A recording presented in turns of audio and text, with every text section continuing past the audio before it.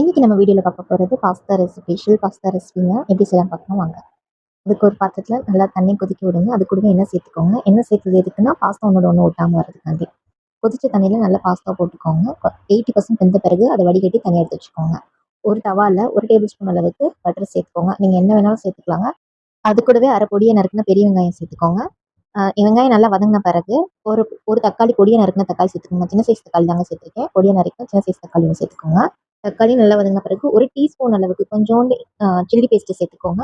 Chilli paste வந்து நீங்கள் ரெடிமேடாக கடையிலையும் கிடைக்காதும் சேர்த்துக்கலாம். இல்லைன்னா ஒரு பச்சை மிளகாய் அரைச்சி நல்லா பேஸ்ட் மாதிரி அரைச்சி சேர்த்துக்கோங்க.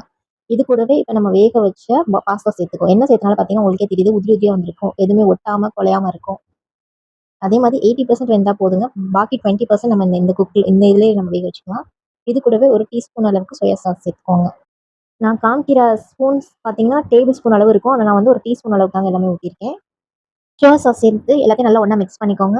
அது கூடவே ஒரு டீஸ்பூன் அளவுக்கு டொமேட்டோ கெச்சப் ஊற்றிக்கோங்க. டொமேட்டோ கெச்சப் ஊற்றின பிறகு அதுவும் நல்லா மிக்ஸ் ஆகிக்கட்டுங்க. இது கூட நான் ரெட் சில்லி சாஸ் ஊற்றிருக்கேங்க. உங்களுக்கு இந்த அது கூடவே கொஞ்சம் சில்லி ஃப்ளேக்ஸ் சேர்த்துக்கோங்க. சில்லி ஃப்ளேக்ஸ் வந்து ஒன்றும் இல்லைங்க, நீங்கள் வத்தலை அரைச்சி போடலாம். அப்படி இல்லைன்னா சில்லி ஃப்ளேக்ஸும் தனியாக கிடைக்கும். அது கூடவே ஆரிகானோ போட்டிருக்கேங்க. ஆரிகானோ பாக்கெட்டும் கடையில் சின்ன சாம்பிள் பாக்கெட் கிடைக்குங்க உங்களுக்கு எல்லாமே. எல்லாத்தையும் ஒன்றா மிக்ஸ் பண்ண பிறகு நம்ம பாஸ்தா ரெடி. இதை நீங்கள் பவுலில் மாற்றிக்கோங்க. நான் யூஸ் பண்ணியிருக்கிற இன்கிரியன்ஸ் எல்லாம் சாம்பிள் சைஸில் உங்களுக்கு சூப்பர் மார்க்கெட்டில் ஈஸியாக அவைலபிளாக கிடைக்குங்க. அதை வச்சு பசங்களுக்கு டேஸ்டியான பாஸ்தா வீட்டிலேயே செஞ்சு கொடுங்க. செஞ்சு எப்படி இருந்துச்சுன்றதை கமெண்ட் செக்ஷனில் தெரியப்படுத்துங்க. தேங்க்யூ.